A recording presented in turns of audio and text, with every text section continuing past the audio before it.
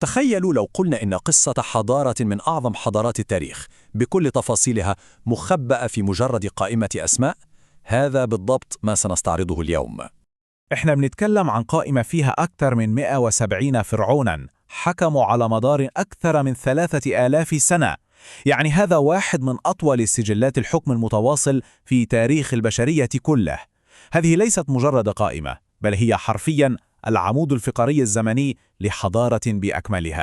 طيب، السؤال المهم هنا هو كيف يمكن لمجرد أسماء متتالية أن تحكي لنا قصة حضارة؟ كيف يمكننا أن نقرأ من خلالها إيقاع التاريخ، فترات القوة والضعف، الاستقرار والفوضى؟ هذا هو ما سنكتشفه معا. حسناً، لنبدأ. القصة كلها، صدق أو لا تصدق، تروى من خلال نمطين متكررين، ويمكننا أن نراهما بوضوح في بنية القائمة نفسها. الأول هو المملكة المستقرة، وفيها نجد خطوطاً طويلة من الحكام المتعاقبين دون انقطاع. والثاني هو عصر الانتقال، الذي يظهر في القائمة كأنه فجوة، فترات حكم قصيرة ومتقطعة. وسنبدأ بأول موجة استقرار عظيمة، الدولة القديمة، الفترة التي وضعت فيها أسس الحضارة المصرية. كل شيء يبدأ من هنا، بالاسم الأول في القائمة، الملك مينا، أو كما يعرف بنارمر. هو الشخص الذي وحد مصر العليا والسفلى وجعلهما دولة واحدة قوية، وبدأ هذه السلسلة التاريخية المذهلة. انظروا الآن إلى ما هو مثير للاهتمام حقاً. هذا التسلسل: زوسر، سنفرو، خوفو، خفرع، منكورع.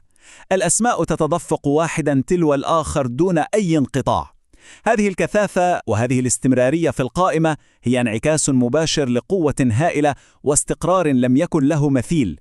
هذا هو العصر الذي بنوا فيه ما كان يعتبر مستحيلاً. لكن كما نعلم جميعاً، حتى أعظم القوى تنهار، وهذه القائمة ترينا بالضبط متى حدث الانهيار الأول. وفجأة هذا الخط المتصل من الملوك ينقطع، ويظهر لنا هذا العنوان: عصر الانتقال الأول. إنه بمثابة علامة توقف كبيرة في منتصف التاريخ، تخبرنا بحدوث انقسام وحرب أهلية. إذن، ما هو عصر الانتقال بالضبط؟ يستخدم المؤرخون هذا المصطلح لوصف الفترات التي انهارت فيها السلطة المركزية في مصر، وانقسمت البلاد إلى قوى سياسية متعددة تتنافس فيما بينها.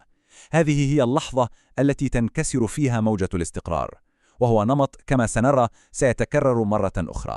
ومن قلب هذه الفوضى تأتي ولادة جديدة، ولادة ستقودنا إلى الذروة المطلقة لقوة الفراعنة، العصر الذهبي الذي أصبح حكامه أساطير بمعنى الكلمة. هذا الجزء من القائمة في الحقيقة يشبه قاعة المشاهير. حتشبسوت، المرأة التي حكمت كفرعون، تحتمس الثالث، الفاتح العظيم، إخناتون، الملك الذي حاول تغيير الديانة بأكملها، توت عنخ آمون، الملك الطفل، وبالطبع رمسيس الثاني العظيم. أسماؤهم كلها مرصوصة معا، وهذا يوضح لنا ببساطة وعبقرية مدى قوة الإمبراطورية والتأثير الثقافي الهائل في ذلك الوقت.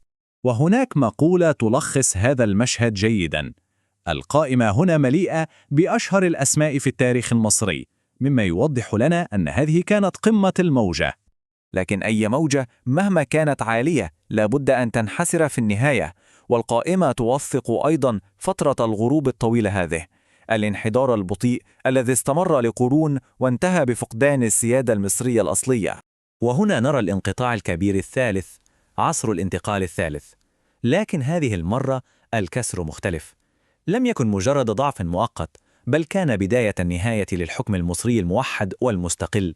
ما يلفت الانتباه حقا هنا هو كيف أن نوعية الحاكم نفسها تتغير.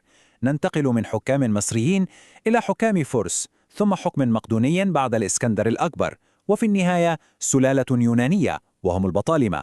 القائمة نفسها هي التي تخبرنا مصر لم تعد سيدة قرارها. وهذا يقودنا إلى الفصل الأخير وربما الأكثر مأساوية: عائلة يونانية تحكم من الإسكندرية وتحاول أن تلعب دور الفراعنة المصريين.